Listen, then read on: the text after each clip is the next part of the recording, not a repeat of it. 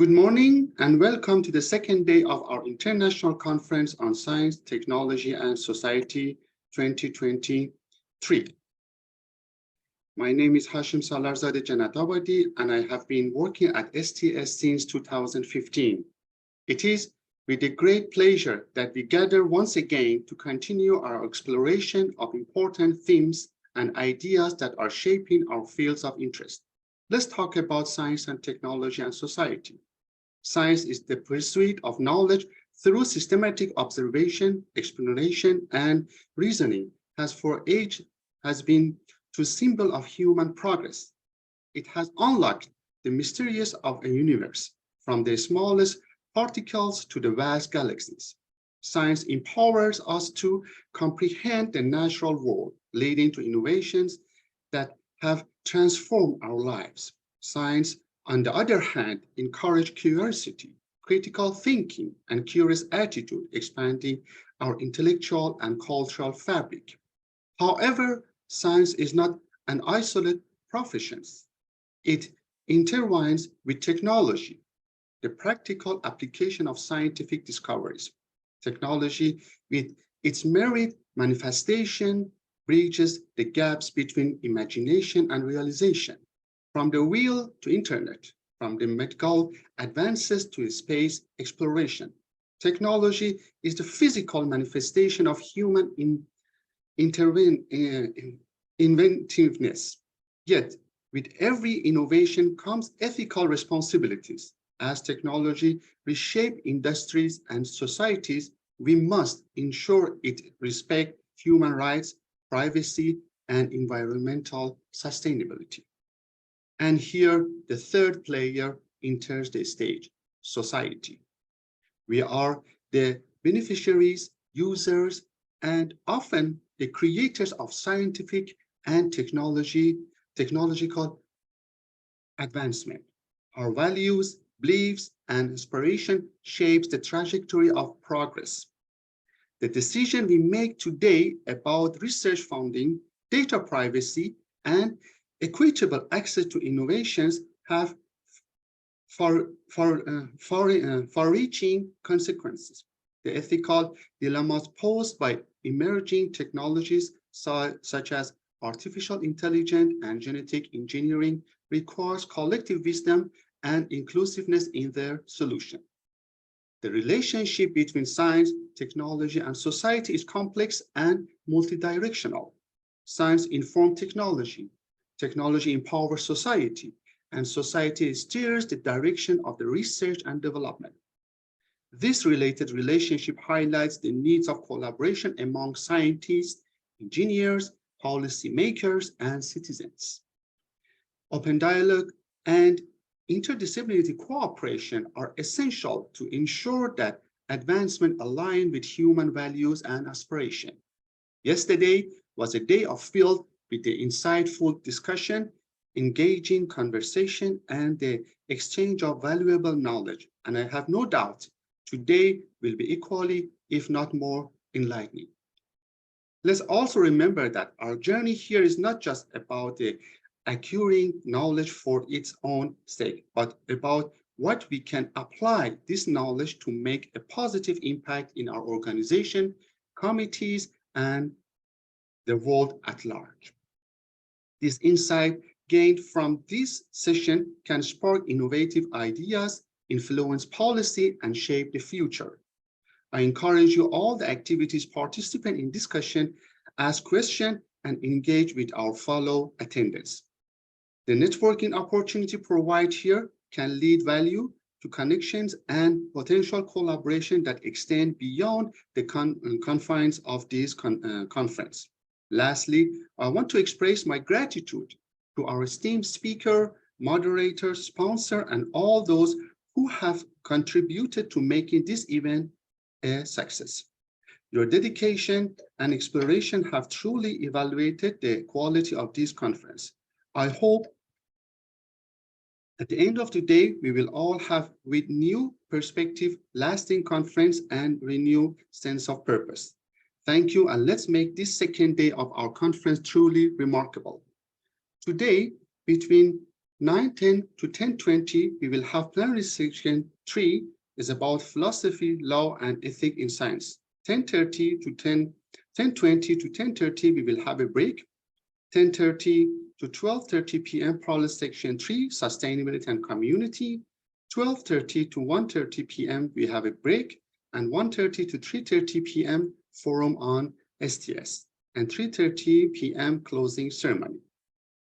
Let's start plenary 3, Philosophy, Law, and Ethics in Science. Here I would like to introduce our moderator, Dr. Mohd Zufri Mohammed. Dr. Mohd Zufri Mohammed is a senior lecturer in Department of Science and Technology Studies, Faculty of Science, University of Malaya. He has been academic background in philosophy of development, history, and philosophy of science, and policy and management of science and technology.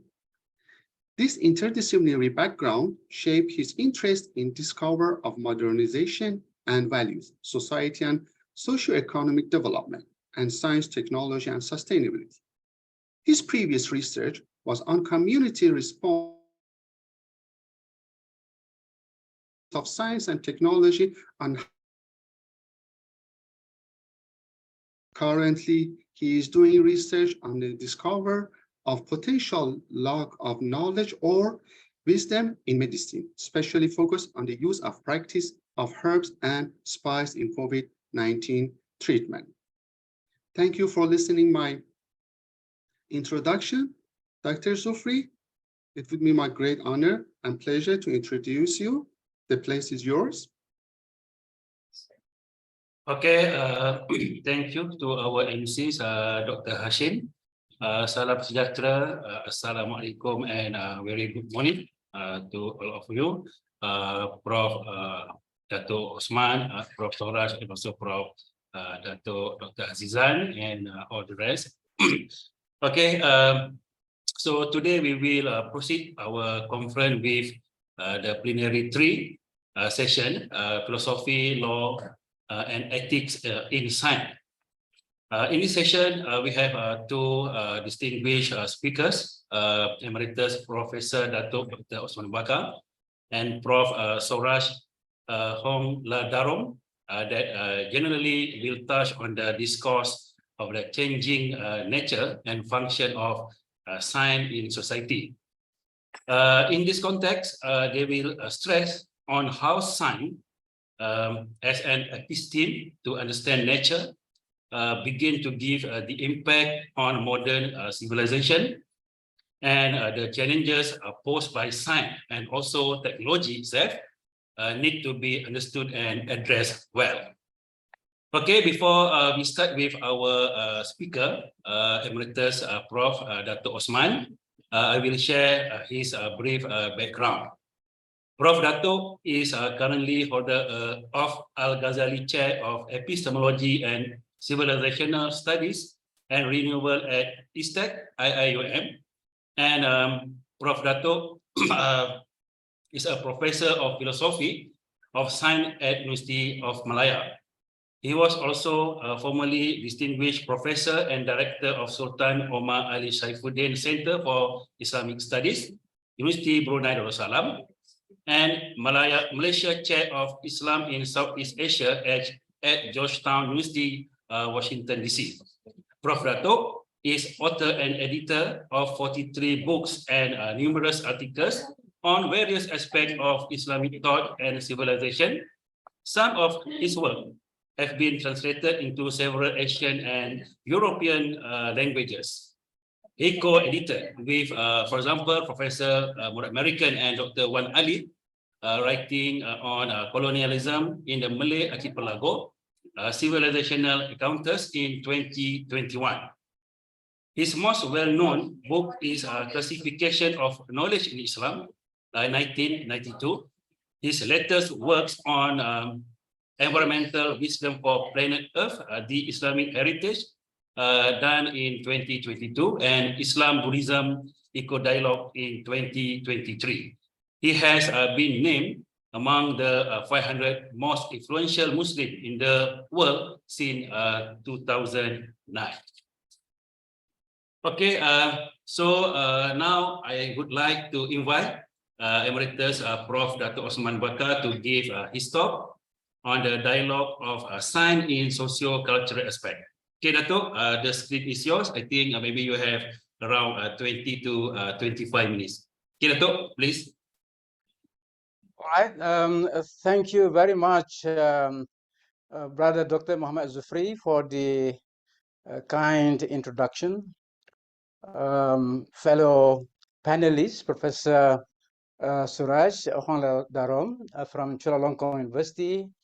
First of all, let me congratulate the organizers, the Department of Science and Technology Studies, and the University of Malaya's Center for Civilizational Dialogue.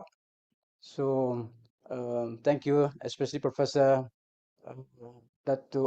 Azizan Bahardin, the director of the Center for Dialogue, and of course, Professor Wanja Sima, who is no longer, but I know she has left behind her a large following in the department. So thank you very much for inviting me to present something about the theme, philosophy, law, and ethics. I prepared some slides to guide me for my presentation, which now left about maybe 20 minutes left. So let me go to my slides. Yes, I have accepted the title given to me. There's a dialogue of science in socio-cultural aspects.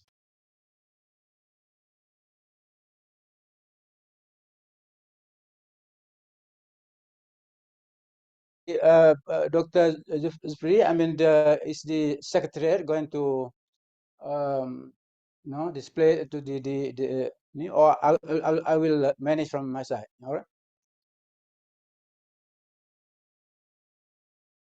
All right.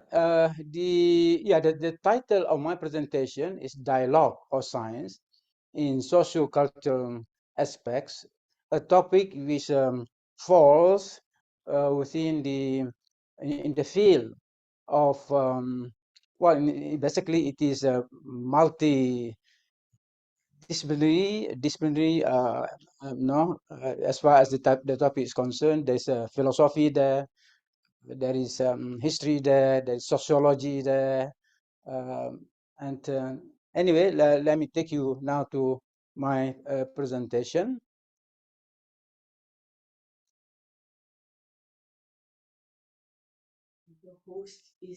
Okay, can you go to the next slide, please? Yes. Introduction. Let me say introduction. Science as a civilizational pursuit. Basically, this is the approach I'm taking in my presentation. By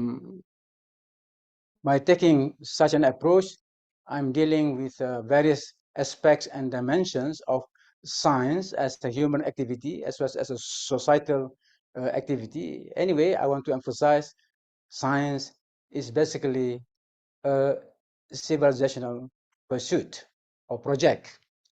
Now, the epistemological fruit we call science is conditioned by many human and social factors. So numerous are the factors that we encounter that science indeed deserves to be viewed as a civilizational pursuit. Of course, here by science, I'm focusing, I mean, science on nature. Although science of nature, it cannot be separated from science of society.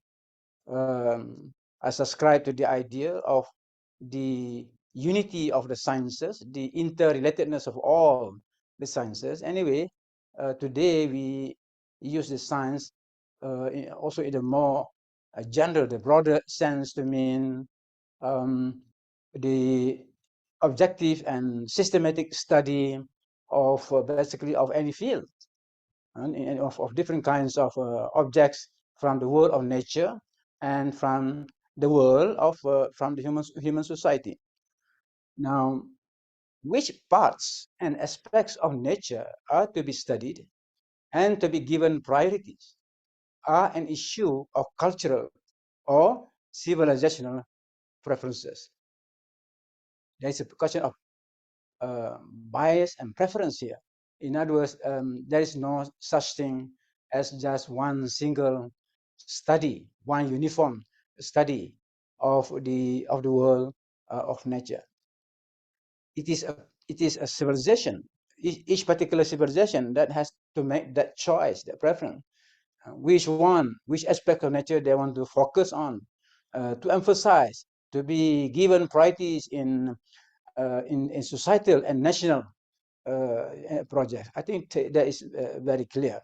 Now, in a world in which there are many civilizations with differing worldviews and socio-cultural systems, of course, there will be different philosophies of science. This is something that is generally recognized. That's why we have today philosophies, discourses on philosophies of science that is not just to be found as in the mainstream of contemporary Western thought, but since today we are more open to knowledge and wisdom in non-Western civilization, so we also know that there are other philosophies of science that are accepted as a mainstream discourse in contemporary Western academia or in the world of learning. I think these are the things that I would like to emphasize first of all before I proceed to the other issues. So basically, the study of science as a social enterprise, or even in other words, the study of science itself, that cannot be confined to just the technical, epistemological, but also science in relation to society.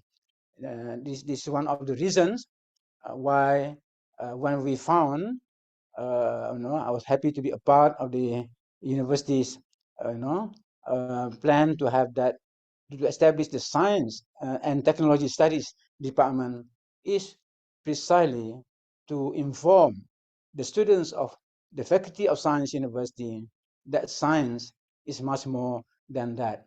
That when we go into society, then we see what are the other factors, the non-technical factors that enter into the discussion. All right, I'll go next to the next slide, please.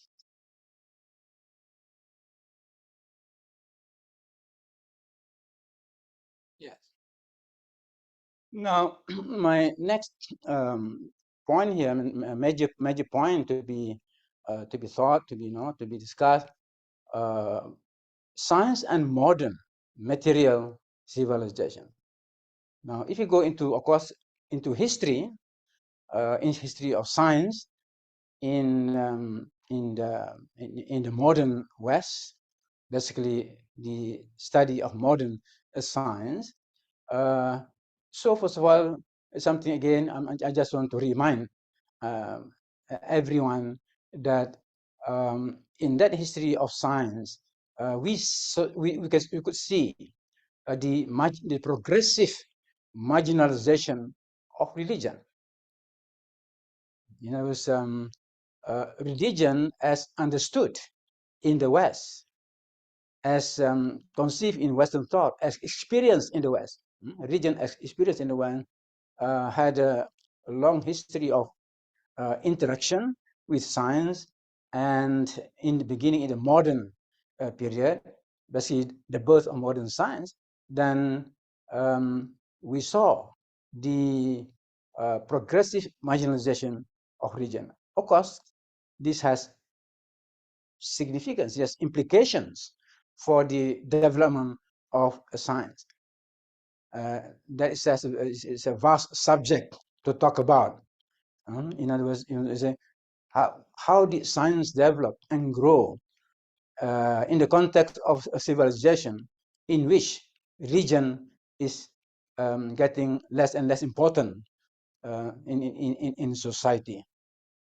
So I'm saying here that there was a new growth pattern, and that pattern continues until today. You could see, in other words, we could say, of course, I mean, finally, not simply just marginalization, but simply in other words, separation, taking region out of the discourse um, on science and society. Right? So, but the thing is, when you talk about implication, the old issues about the relationship between religion and science in the West that did not disappear after religion has been taken out of the picture. So all issues did not disappear, but in other words, the issues now require new thoughts, require new perspectives, or then new approaches how to address. And this is very, very important. The disappearance of what the marginalization of religion did not erase those issues, but those issues need to be thought anew. Now, therefore, one question: what has replaced? What has replaced the traditional role of religion in scientific development? Well, basically, it is a science that is viewed as rational, that is viewed as objective. It is the emphasis on rationality, rational thought, as in other words, as uh, in conformity with the new meaning of a scientific. So science need not science didn't anymore the role of religion, the belief, the prevailing belief, or the belief that in other words that was that developed in the West was then science alone by itself is sufficient to explain all the phenomena in nature and how to apply that knowledge to society. So that was, in other words, what has replaced the sense of religion? It is science that become independent. It is, in other words, it has detached itself from any concern with issues that were related with religion in the past. And that's what we have today. It's a complete secularization of science. But has secularization of science benefited humanity? I think we should have a more critical attitude towards this. Yeah? Today we are in a better position than before, than say 100 years ago, or even 50 years ago, to make a critical assessment whether secularization of science has meant everything. It meant something positive, something progressive, or the abandonment of religion from the scientific pursuit has consequences that we also see now. It is we need to do that. I'm not to because it's a vast subject by itself, but I just want to say that the younger generation today should look at this issue in a very, very objective manner. Then the question of science and materialism. So this is one development that is a consequence of that marginalization, or and finally secularization of science. Science has become technologized.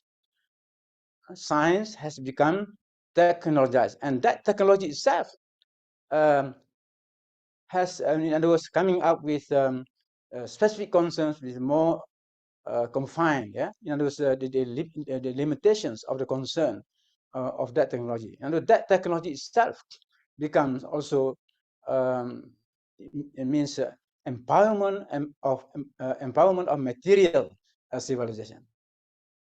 Our civilization today is essentially a materialistic materialistic civilization that focus itself on the technology, and that technology that itself is not subjected to higher higher purposes, a moral without any moral constraint, the ethical constraint. That is the what happened, and it is something quite certainly, in my view, it is not good for the future of civilization. So this is the one consequence of marginalization of religion, yeah? Materialism, the concern, basically the belief that uh, if we cater to the material needs, physical needs of human being, then everything will be fine. But sad to say, this is not the case. This is not the case. Now, and precisely why I say that is not the case. Now we can see counter movements, counter currents that run counter to that, yeah, in the West itself.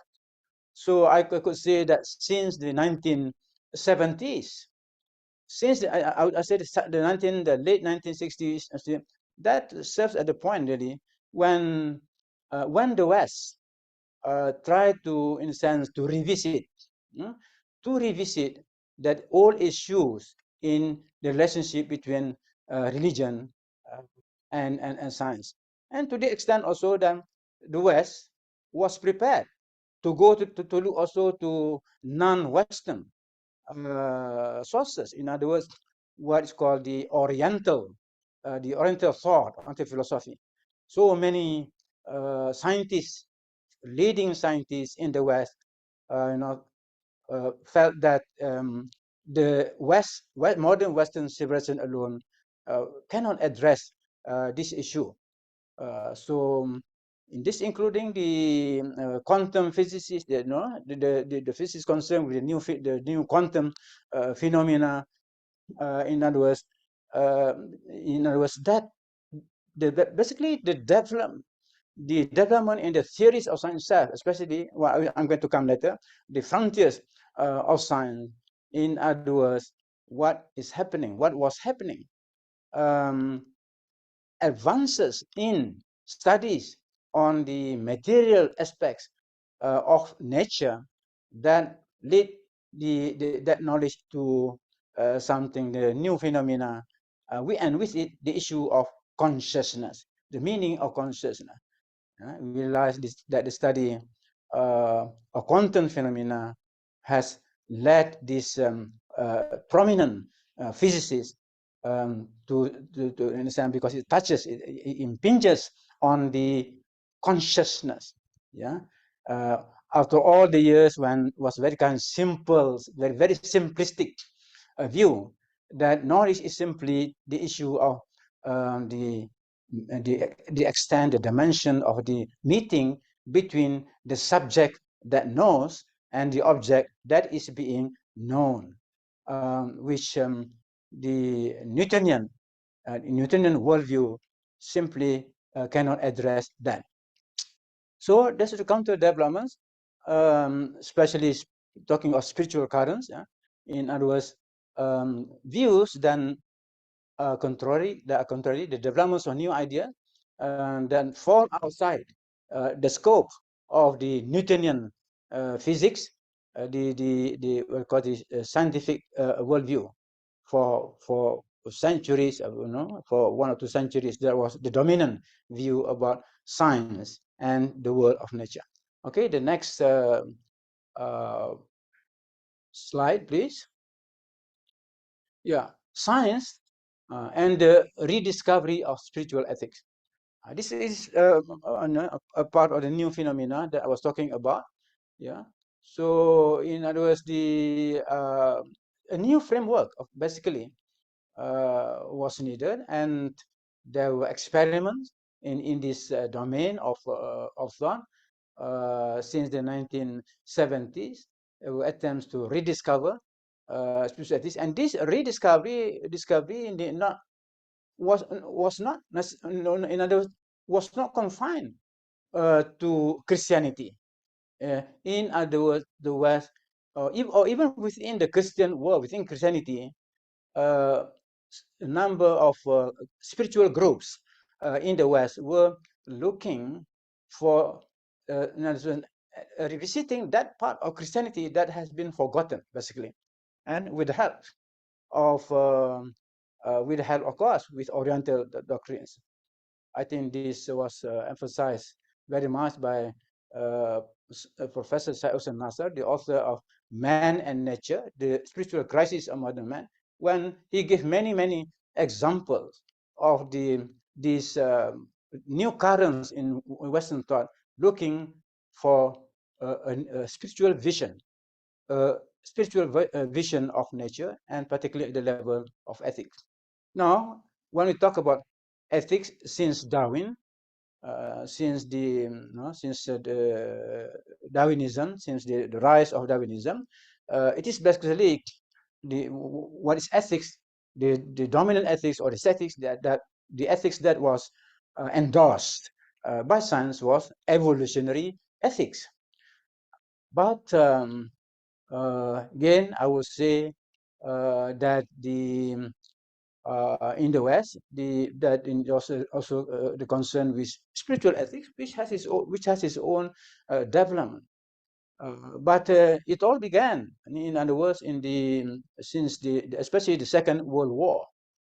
So in other words, the Second World War, which happened, which was basically the war among the European powers. You take out Japan. So in other words, the production, the invention of the nuclear weapons itself, that was that raised a very there's a lot of ethical debate to the point that it said that the creators of this nuclear weapons would themselves face a kind of dilemma, a kind of inner conflict for what they have done. Is it who is to be blamed, basically, with that? So of course later on, also about in the 1970s and the environment, what we call environmental ethics. So quite a number of ideas in this discourse on environmental ethics run counter to the views held in evolutionary ethics. So in short, that is a kind of revival of spiritual ethics in the West, and that revival is not confined within the Christian tradition, but also the non-Western tradition. So and then interesting development is the new frontiers in science.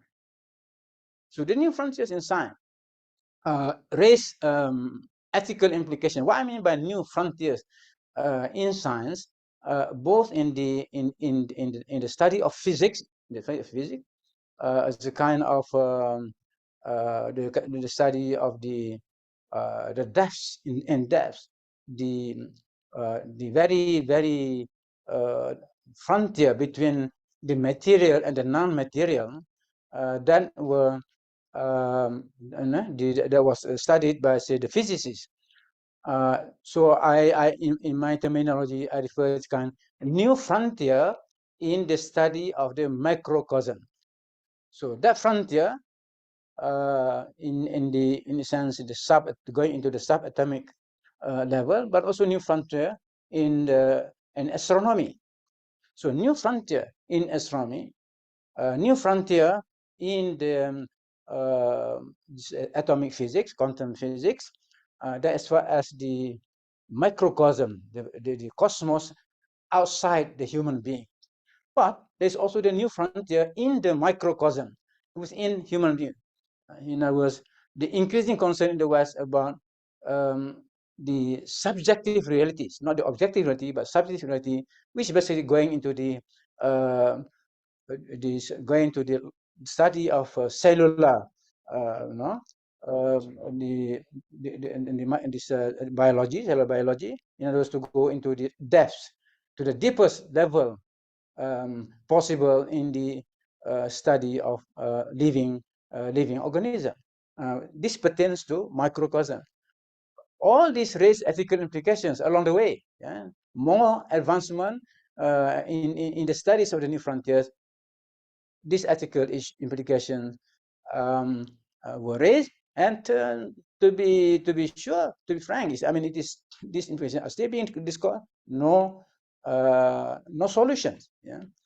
No, the answers, the clear answers are not there, although some individuals, I think, have raised very pertinent things. So this comes to the most current now, of course, the issue with artificial intelligence. Yeah. And the more worrying, or certainly the new movement called the transhumanism, especially in the United States, in our the concern to create new, basically, what is called post-human and all kinds of terms, but it's all about has been trying to see what is in store uh, for uh, for human beings, with the more knowledge being gained, with more products created for artificial intelligence. But I think this particular field, uh, we need the help of traditions, religion, certainly the study of intelligence in pre-modern times, including Islamic civilization. So what I mean is the discourse on intelligence in philosophical tradition among Muslims, among Buddhists, yeah, uh, especially in the United States, apart from Islam, it is the study of intelligence from the Buddhist perspective, as articulated by His Holiness the Dalai Lama. But there are other philosophical traditions, yeah, which come into the picture. So, what do these studies mean? Well, I think it is very important that the study of intelligence should not be seen just from the perspective of those advocates of transhumanism, but to look also at what spiritual traditions of the world had to say. For example, in Islamic science, there was very there's plenty of discourses on intelligence, which can have bearing on the current studies of artificial intelligence. So basically, this discourse raised new epistemological and cosmological issues.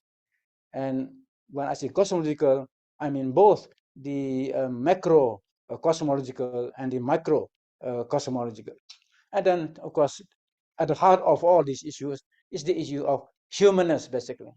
So theologians debating, discussing with scientists, and and so on. Uh, Ultimately, what is the meaning of humanness? So we are going back to very fundamental question, and that's why I think it is important for us to turn to the social cultural dimension, which includes religion, that we are talking about today. Yeah? The issue of humans. What's the meaning of being a human? All right, next slide, please.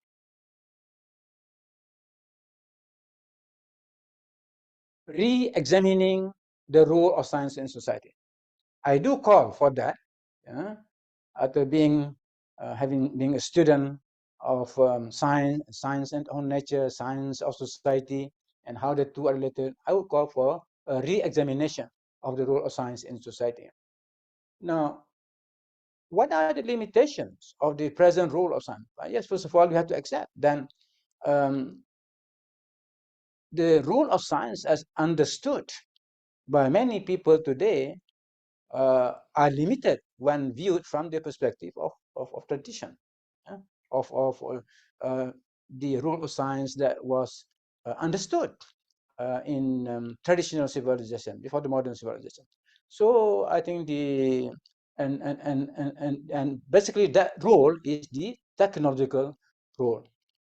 It is legitimate. It is perfectly legitimate, and to a certain extent also necessary to talk about the technological role. That is not discounted. No, it is. legitimate and even necessary, as long as we understand that technological role of science to mean as kind of using technology as an instrument to solve human problems.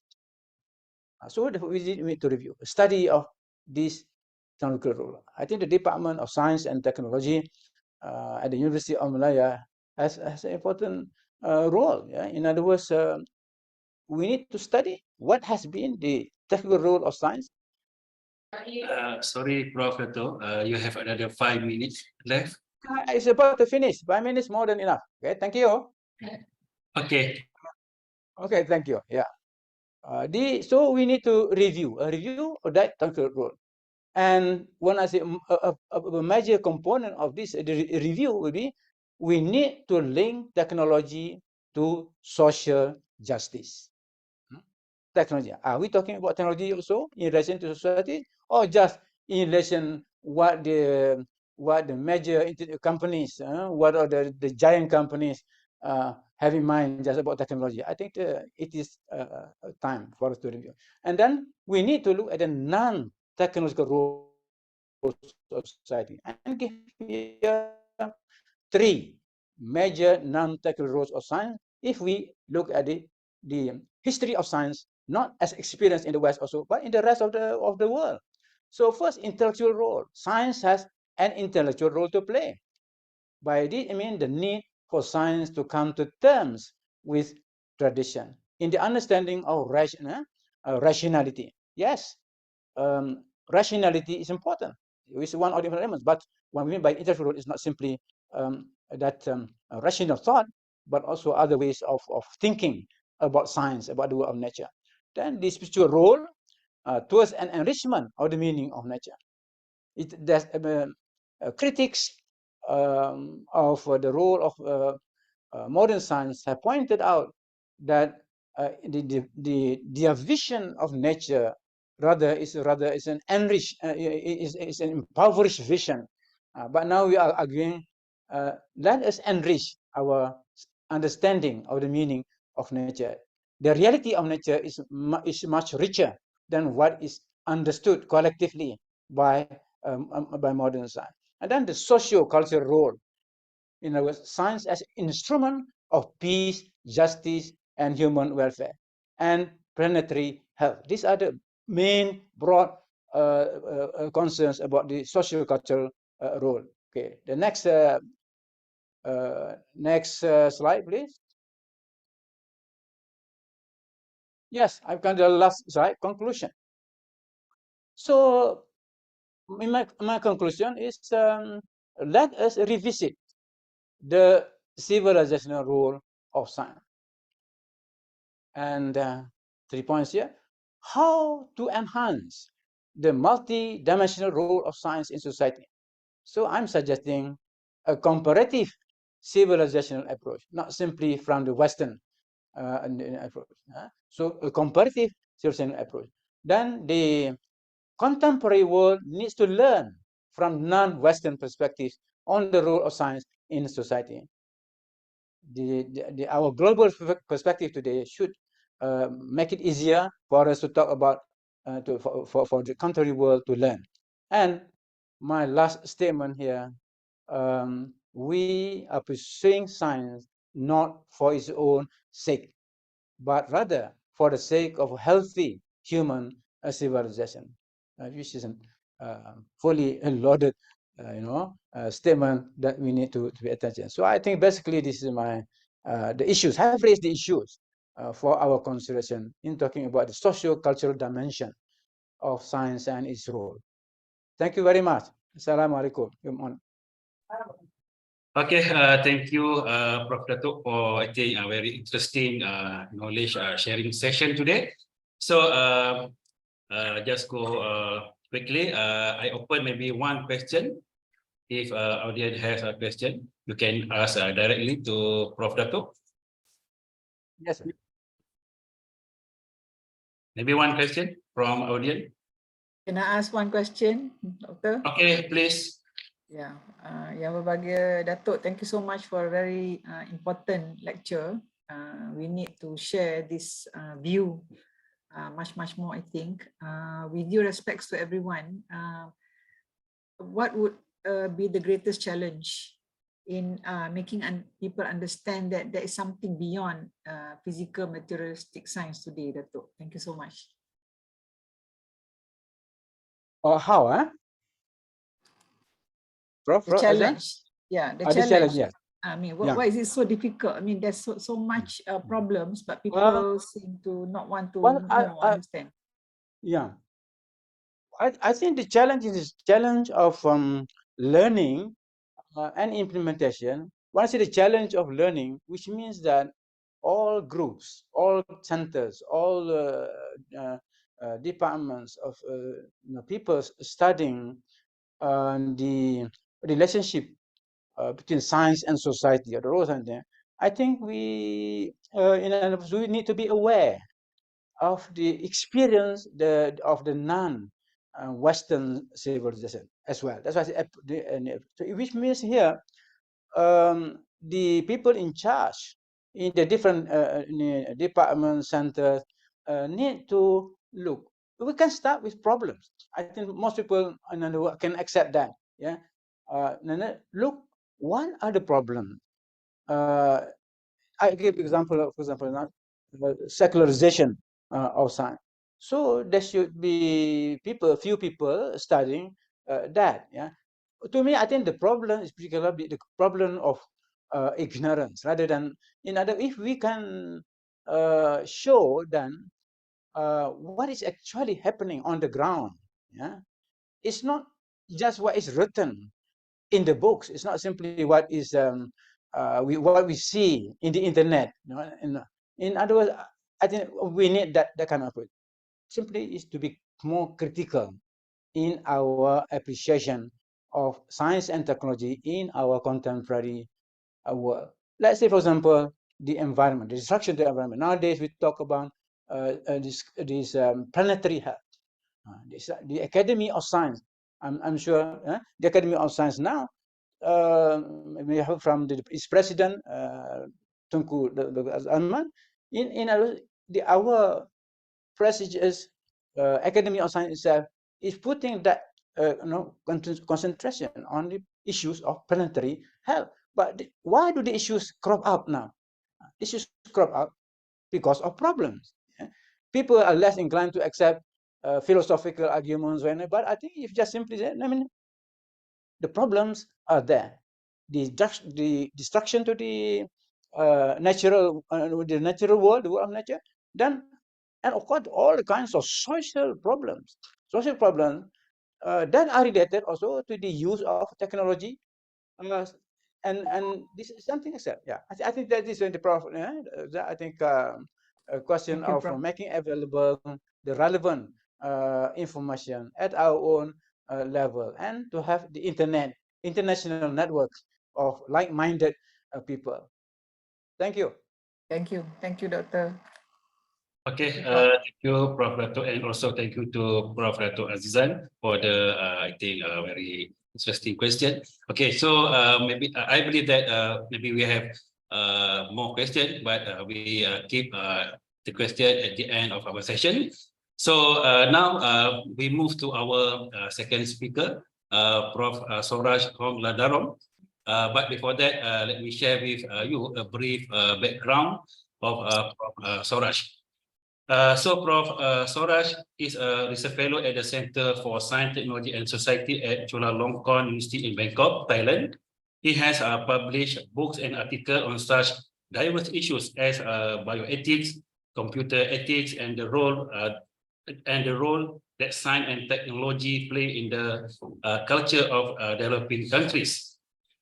His concern is mainly on how science and technology can be integrated into the life world of the people in the so-called third world countries, and what kind of ethical consideration can be obtained from such relation.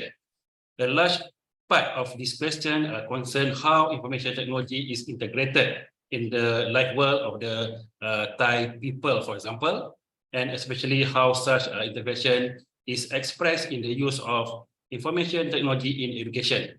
Prof. Sorash, also the author of The Ethic of AI and Robotic, a Buddhist viewpoint, the online self, and a Buddhist theory of privacy. His article have appeared in many journals, for instance, in the Information Society, AI and Society, Philosophy in the Contemporary World, and also Social Epistemology. Hi, Prof. How are you? I'm okay. Can you hear me? Okay, I can hear you, Prof. Okay. All right, Prof. Okay, so I think today you will share with us the topic on artificial intelligence and the challenges in the contemporary world, right, Prof? Okay. So I'm going to share my screen. Okay, Prof. I trust that you can see that well. So I'm going to talk about AI, and the specific topic is going to be ChatGPT. So it's kind of the most famous or most talked about application of AI in the world today. So ChatGPT and the challenges of the contemporary world, the challenges for the contemporary world. So let's start.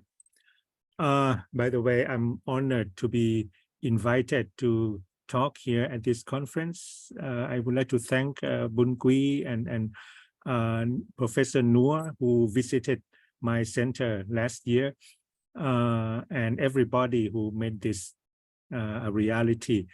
So this is still my affiliation at the Faculty of Arts. Okay. Here's the outline of my talk.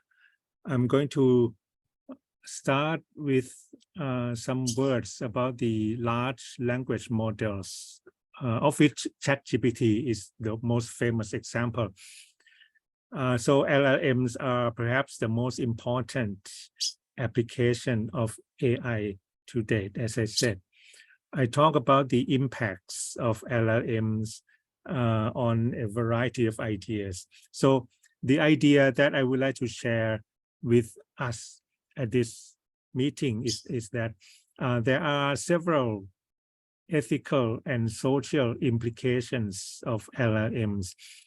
I will focus on some of them, and perhaps we can start thinking about all these implications and what to do with them, and perhaps you know, what would be our most appropriate attitude toward LLMs as they appear, and what are their limitations, and what are people doing basically about about ChatGPT, especially in the context of my own country. So the internal break, that's the last paragraph, the internal break inside ChatGPT, I'm going to talk about that in a moment, needs to be further developed. The internal break is a kind of an ethical break, or ethical algorithm, so to speak, within ChatGPT itself. So that when you ask something of ChatGPT that kind of you know, transgresses the ethical boundary as it perceives it, such as how to make a bomb, or questions like that, they will refuse to answer. There are some people who try to kind of manipulate or to deceive ChatGPT, you know, asking devious questions, going in and out, trying to get some answers like this from ChatGPT. And I think that can be included in our discussion on the ethics of ChatGPT, generally speaking also. So we need to develop a form of internal representation for LLMs so that they understand what they are talking about. And at this moment, they don't understand anything. They are just kind of a machine who, they are just a kind of machine that takes words and put them into sentence forms, and they look at how particular words are related with other words. So, for example, when they find words such as, developed or representation, they look for other words which in the text in their own databases are mostly associated with the words developed or representation, and then they form their own sentences. So they give out the illusion. Right now, it's only an illusion that they understand what they are talking about. And this has to be kept in mind when we deal with ChatGPT. And, I think for all of us here, because all of us are involved in the university, teaching or doing research, the big problem that I'm sure that we are all aware of is the use of ChatGPT in education. On the one hand, we don't want our students to be, forbidden to use the technology, because we want them to be kind of literate and familiar with the technology, such as ChatGPT. On the other hand, we don't want them to rely too much on this kind of technology to such an extent that they don't think anything by themselves, and they offload, they outsource their thinking to ChatGPT, and that does not seem to be the objective of our education, especially in the university. So we are having a dilemma, not only in Malaysia or in Thailand, but globally. So we can, in the time that we have left, we can discuss about this if we like also. So here is an example of my own conversation with ChatGPT. Right now, I'm still having the free form of ChatGPT. You can have a deeper or a more recent version of ChatGPT, ChatGPT 4, but you have to pay for that. You have to subscribe to the system, but I have not done that yet. So this is the free version, which is a bit, it can do fewer things, but it's good enough. It's powerful enough to illustrate the points that I am making. I would like to share with you right now. So my own conversation, I started by asking how to tell, whether you, ChatGPT, understand the text that is input to you. And here is a direct quote from ChatGPT. It says, as an AI language model, I don't possess consciousness or self-awareness, which, I'm a philosopher. This statement by itself is a contradiction, because it says, I do not possess consciousness. And if you have studied philosophy, you are reminded of René Descartes, who says, I think, therefore I am. If it does not, if somebody does not possess consciousness, how can it say, I do not possess consciousness? It is a contradiction, because in order, talking about ordinary human beings for the moment, in order to be able to say the statement, I don't possess consciousness, you must already have consciousness. Otherwise, you are kind of, you are like sleeping like a log, and or you are unconscious. You cannot say anything. So right off, there's a contradiction, which for a philosopher, they can think much further about this. But let's move on. So I do not understand, putting the word understand in quotation marks. So I do not understand the text in the same way humans do. However, I can process and analyze the text based on patterns and relationships present in the data on which I was trained. My responses are generated by predicting the most probable continuation of the input text given my training. Okay, so it is telling us what it is and what it was programmed to do and so on. But when we look at the deeper meaning of what it really means when an algorithm such as ChatGPT saying, I don't possess consciousness, what is actually meant by that? And then that requires some kind of packing of opening up, analyzing.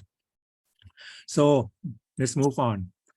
I keep on asking it, what does this mean? Does this mean you understand the text in some sense? And ChatGPT, the term understand can be interpreted in different ways. And it's important to clarify the content when discussing it in relation to AI language models like myself. So it refers to itself as myself. And it refers to itself as, when they begin the sentence with the word I, just like a human being does. So no wonder some scientists, last year there was a scandal, some engineer was fired by Google simply by saying out loud in public that one of the LLMs that was developed by Google was sentient, self-aware, conscious, and it was fired. So let us look further at what ChatGPT has to say. In one sense, I can exhibit the appearance of understanding because I can generate coherent and contextually appropriate responses to a wide range of inputs. I have been trained on vast amounts of text data and learned patterns, relationships, and associations between words and phrases. This enables me to produce responses that align with the language and concepts present in the training data. Okay, that is what ChatGPT is supposed to do. However, this understanding is fundamentally different from human comprehension. In what way, it does not say, but it requires some further packing, some further analysis. I lack consciousness, emotions, and genuine comprehension of the meaning or significance of the text. My responses are based on probabilities and patterns in the data, rather than any deep comprehension or awareness. So let us not forget that this, comes from the mouth, so to speak. I suppose it has a mouth of ChatGPT.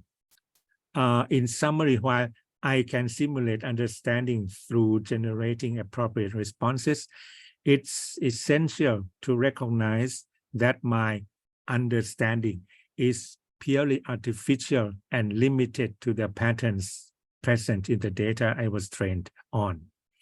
I lack genuine comprehension or consciousness.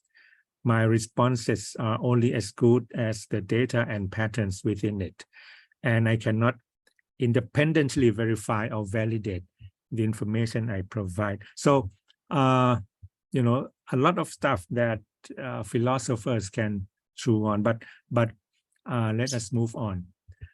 My argument, my point, by quoting ChatGPT, is that this is not good enough. In order that ChatGPT can participate more fully in our conversation, we need to recognize it as our conversational partner. And this is only possible if they really understand what they are talking about and listen. If they can listen in the sense that we trust that they do it in the same way as we do. So my point here is that in order that we can rely or we can trust ChatGPT to such an extent that it can become, on a par to a certain extent that it is possible at all to trust it to such an extent that they become our partner, our collaborator. They need to be able to fully to understand, and this is not there at the moment, because we still know that they are only statistical machines, working on words and sentences. So on the other hand, ChatGPT is being treated as an impersonal machine generating text on demand. And this does not bode well for the kind of meaning or becoming our partner, or the kind of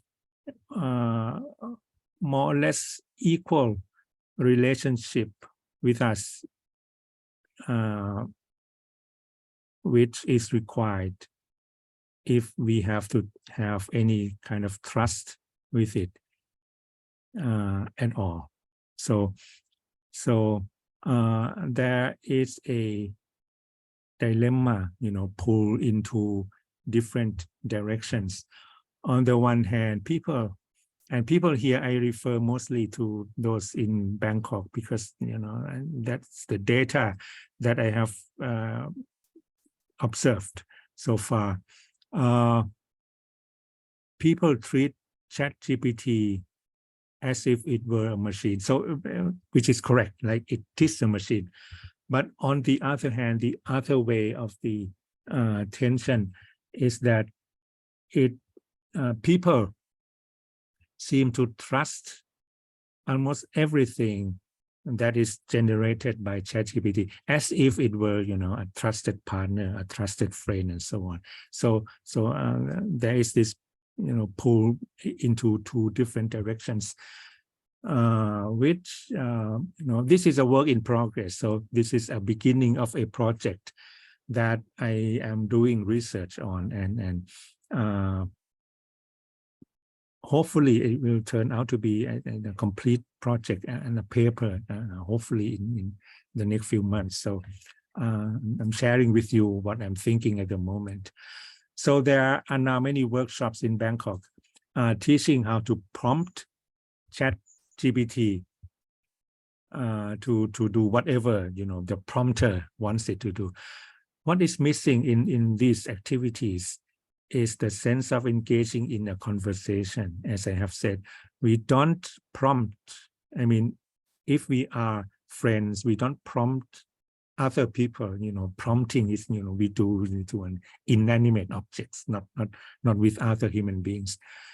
So we don't prompt other people to get to talk for us.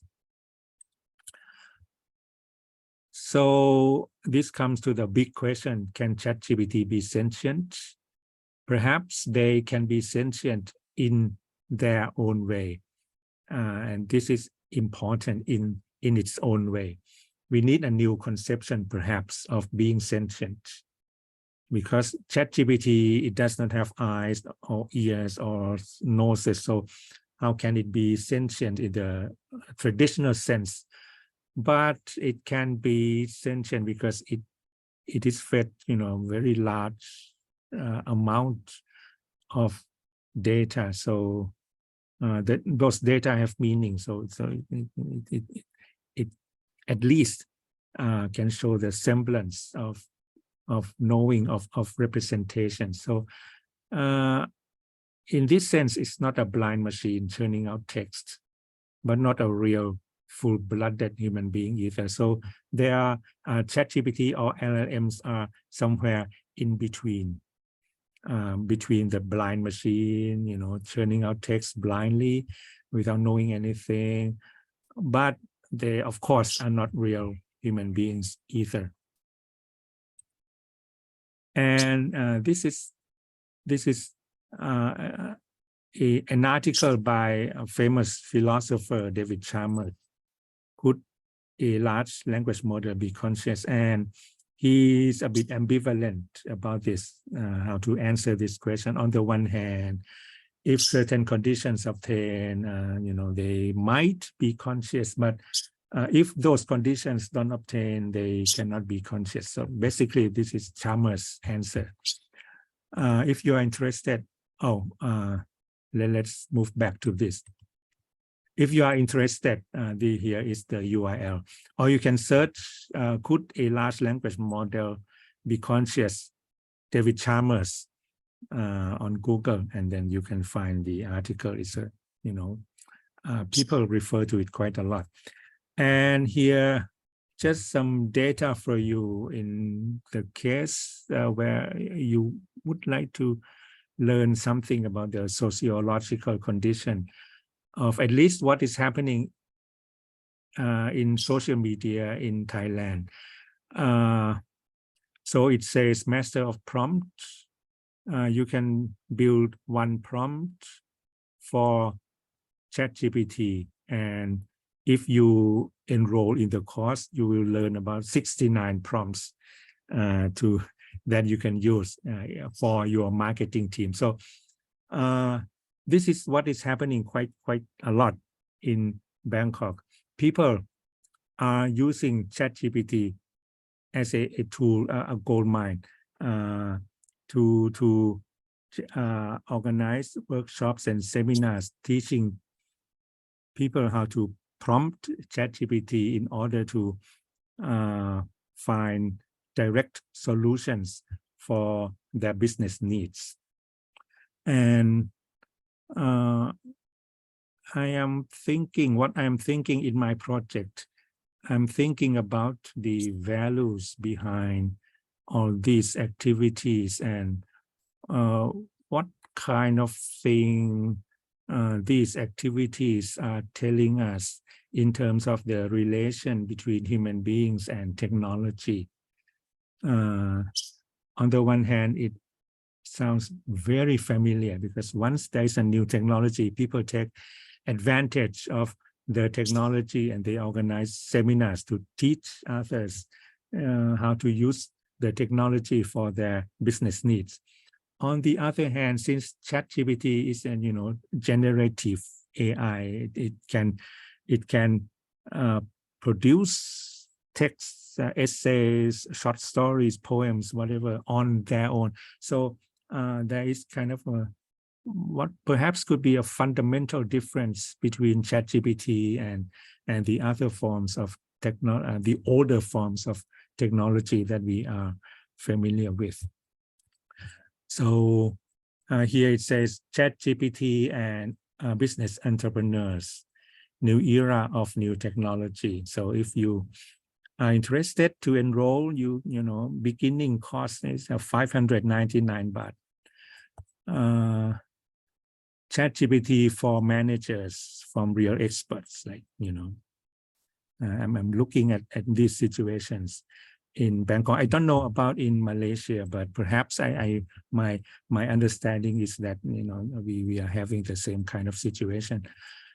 So how to ensure that ChatGPT really understands, perhaps in its own term, but in a better way than what it does right now, will be the next engineering and philosophical challenge in the near future. Okay, and another issue concerns, of course, the ethical capability of LLMs. Ethical capability means, it has a lot of other capabilities, such as, understanding words, producing poems. But what about their ethical capabilities, right?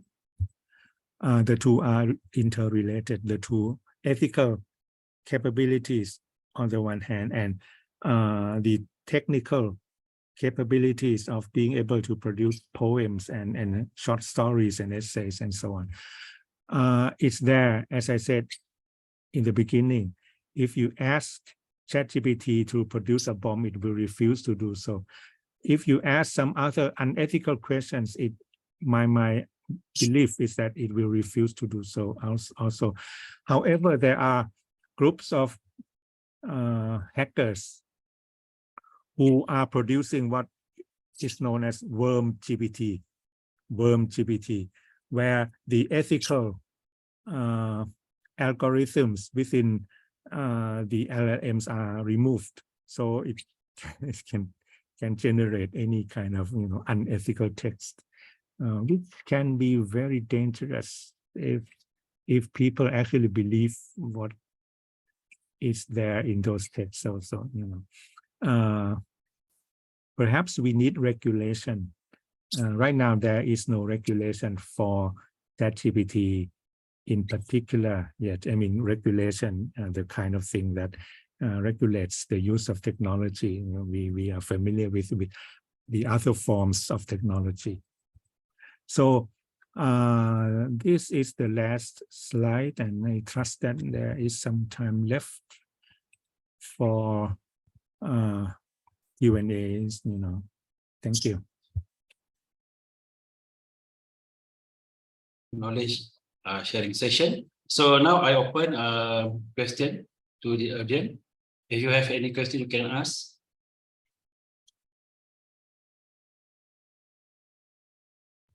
Okay, please, any question from audience? Okay, if no question, I think I have. Can I ask one Okay, question? please. Sorry. Thank you, Prof. Soraj. Very important lecture, just like the first one.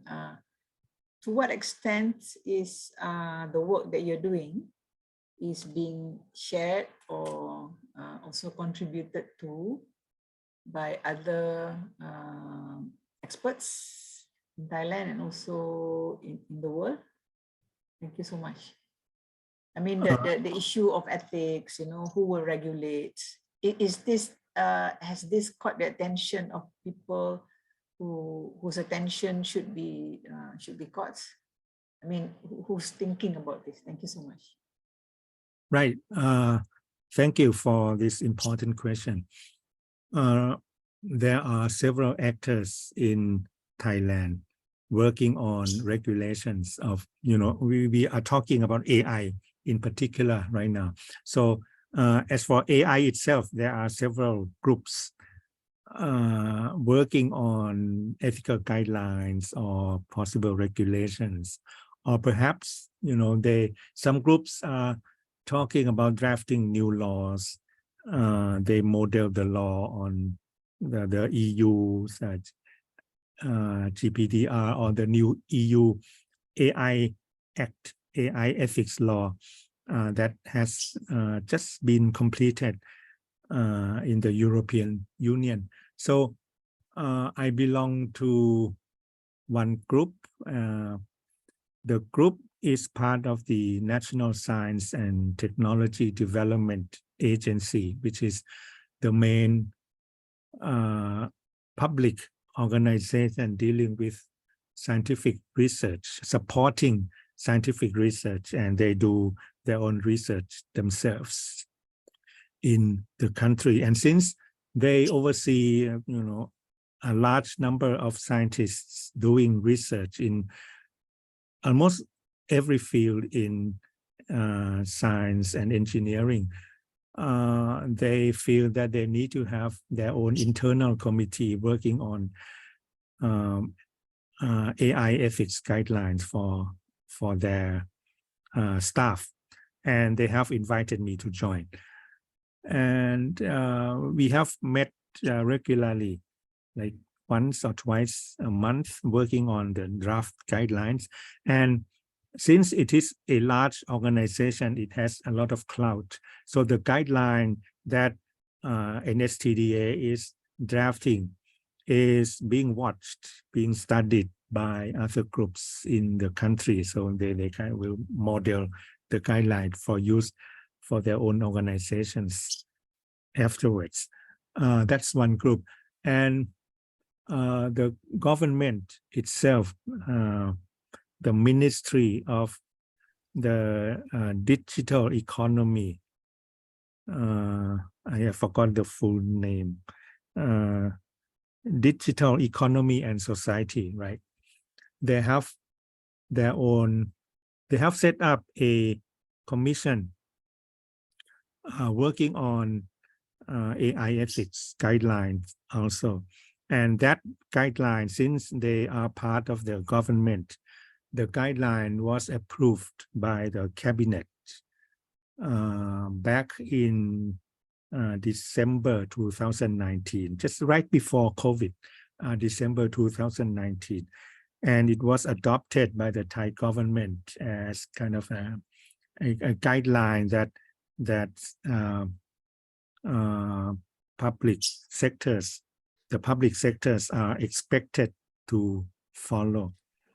And some universities are also developing their guidelines. So we are a community, and then we kind of get together rather loosely. And the conclusion is that right now there is no one overarching, no one umbrella guideline that is supposed to be binding for everyone working on AI in the country. The document that is closest is the AI ethics guideline developed and by the Ministry of Digital Economy. But then it says, outright at the beginning of the document that it has no binding power. It is only a guideline for those who are interested to study, and if they agree, they can use that for their own groups and their own organizations. So it has no binding power legally at all. So basically, this is the picture in Thailand right now. Thank you. It's a new field. It's a new area. Yeah, sure. Thank you so much. Thank you, Dr. Zufri. Yeah, thank you. Yeah. Please. Thank you very much, Professor Suraj, for your presentation. Certainly, I have understood better the potentiality, the possibilities of ChatGPT. Now, I think to follow up what I presented earlier, I think it would be very good, say, if we have a dialogue between Buddhist philosophy and Islamic philosophy on the subject of this potentiality of the what ChatGPT can become and what it cannot, something like that. So I recommend that the co-organizers of this conference to organize one, just on the subject, a philosophical assessment of ChatGPT in the perspective of Islamic and Buddhist philosophy. What about you, Prof? Yeah, yeah. Thank you for suggesting this, Professor Osman. If I can be any help, I'm more than willing to join. Yeah. Agree, Prof. Agree. Thank you. I think we already have a very interesting presentation, a very interesting talk, knowledge sharing session. But yeah, we lack of time. Okay. So we actually already come to the end of our session today. And once again, I would like to thank you, okay, to both of our speakers, Prof. Dr. Osman and Prof. Suraj, for your very interesting sharing session today. And then also thank you for the active participation, and thank you for the question, Prof. Azizan. And also to everyone who spent time in this session this morning. Okay, until then, I wish you to have a good conference today. And back to you, Dr. Hashim. Okay, thank you. Thank you so much, Dr. Zufri, and thank you so much for Prof. Suraj and Prof. Osman Abu Bakar for value presentation. So I would like to inform you, just already 10:25, but we just have 5 minutes to break, and at 10:30 we will have parallel section 3, sustainability and community, which is include 3 rooms, and the moderator will be Dr. Susanna, Dr. Maisara, and Prof. Bong Kui. Okay, please take your time and take a break for this moment.